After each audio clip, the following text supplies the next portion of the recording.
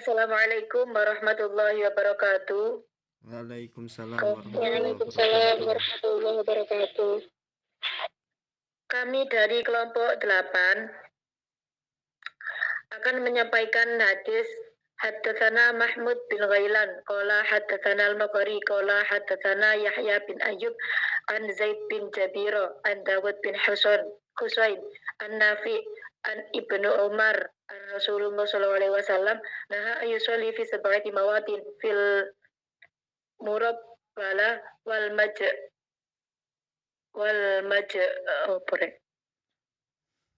majzira wal maqbara wa qari'ati tariq wa fil hamam wa fi ma'atinil ibil wa fawqa dhri baitillah, yang artinya Rasulullah SAW mencegah manusia untuk sholat di 7 tempat, yaitu 1 di kuburan, 2 di pinggir jalan, 3 di kamar mandi, 4 di kandang unta, 5 di ketika pembantaian, 7 di belakang rumah Tuhan atau di belakang Baitullah. Selanjutnya akan disampaikan oleh Mas Rizal. Saya akan menjelaskan Mahauda al-Ghailan. Nama dari Mahmud bin Ghailan, nama kunyah Abu Ahmad, kalangan tabi'in, kalangan pertengahan, negeri semasa hidup pas hadat wafat 239 Hijriah. Riwayat hadis 47 hadis dalam Sahih Bukhari, 6 hadis dalam Sahih Muslim, 292 hadis dalam Sunan Tirmidzi, 75 hadis dalam Sunan Nasai, 6 hadis dalam Sunan Ibnu Majah, 1 hadis dalam Musnad Ahmad, 1 hadis dalam Sunan Darimi. Pendapat ulama An-Nasai berpendapat Ghailan Tasika. Ibnu Hibban terdapat Muhammad bin Ghailan disebut dalam At-Tasika. Maslama bin Qasim berpendapat Mahmud bin Ghailan Tasika. Ibnu Hajar al-Asqalani berpendapat Mahmud bin Ghailan Tasika. Az-Zahabi berpendapat Mahmud bin Ghailan Hafid. Oke, lanjut.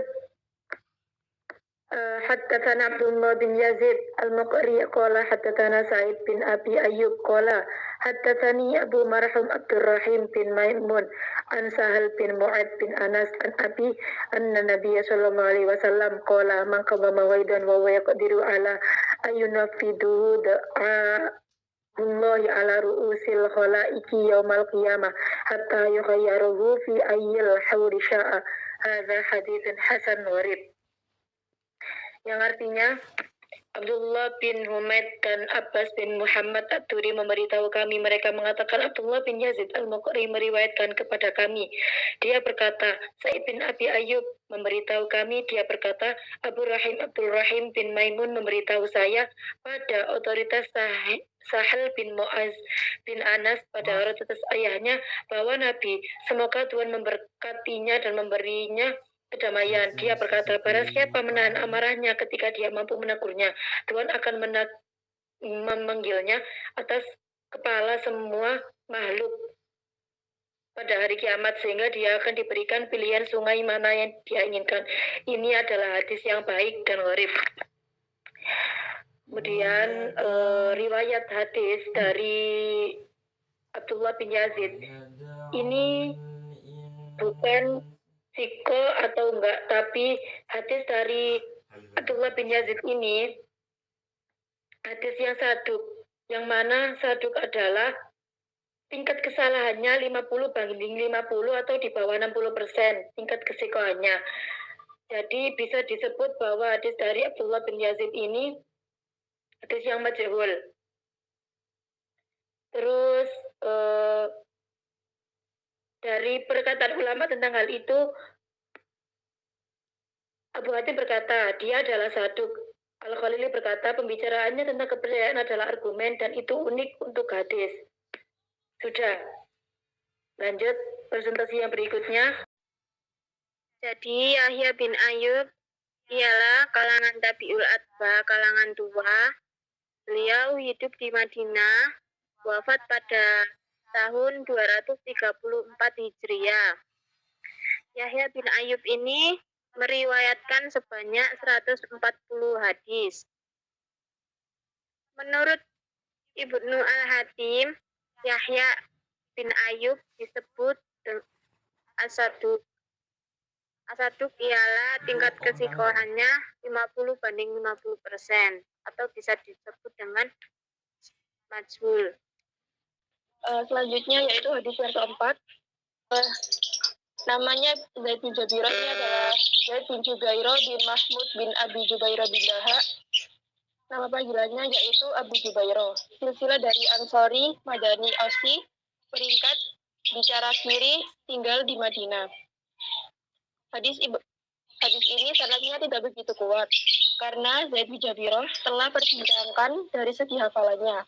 Abu Isa berkata, Zaid bin Jubair al-Kufi lebih kuat dan lebih dahulu dari ini Zaid bin Jabirah karena ia pernah mendengar dari Ibnu Umar dan telah meriwayatkan hadis ini dari Abdullah bin Umar al-Umari, dari Nafi, dari Ibnu Umar, dari Nabi Sallallahu Alaihi Wasallam dengan hadis yang semisal dengannya.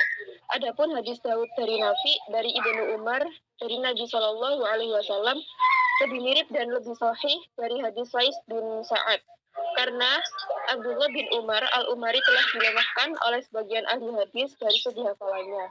Dan di antara mereka yang melemahkan adalah Yahya bin Sa'id al-Qattan.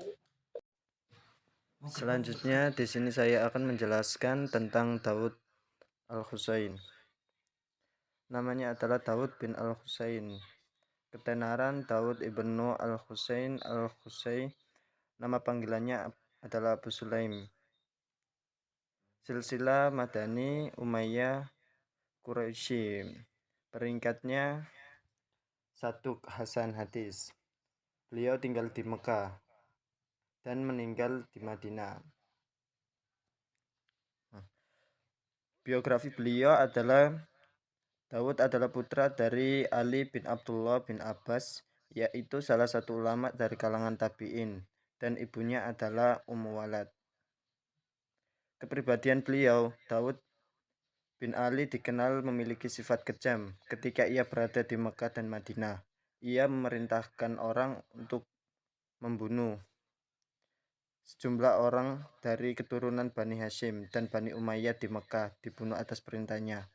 Malik bin Anas, salah satu ulama dari 4 mazhab yang juga semasa dengan Daud, bahkan menyaksikan peristiwa-peristiwa tersebut. Setelah menyelesaikan semua masalah tersebut, Daud segera menghadapi perlawanan dari Al-Musanna bin Yazid bin Umar bin Hubairah di Yamamah. Ia kemudian berhasil membunuh dan mengalahkan Al-Musanna beserta pendukungnya. Sekian presentasi dari kelompok 8. Apabila ada kekurangan dalam pengucapan atau salah, mohon maaf sebesar-besarnya karena kami masih belajar dan butuh belajar. Assalamualaikum warahmatullahi wabarakatuh. Waalaikumsalam warahmatullahi wabarakatuh.